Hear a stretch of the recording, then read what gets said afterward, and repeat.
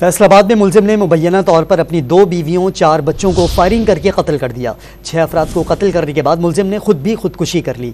मजीद जानते हैं don news के नुमाइंदे काशिफ हुसैन से। काशिफ, क्या मामला है ये? जी बिल्कुल, थाना निशाताबाद का इलाका गुलशन मदीना है, फेज 2, जहाँ पर जवाद काजिम नाम के एक शख्स ने अपनी 2 बीवियों 2 बेगमात को फायरिंग करके पहले कत्ल किया। उसके बाद अपनी 3 बेटियां और एक बेटा जिनकी उम्रें 6 साल से लेकर 19 साल के दरमियान बताई जा रही है, रेस्क्यू 1112 ने इसको कंफर्म किया और उनको उसने फायरिंग करके कत्ल किया और फिर मुबैना तौर पे खुद को भी उसने गोली मार कर जो है वो हलाक कर लिया।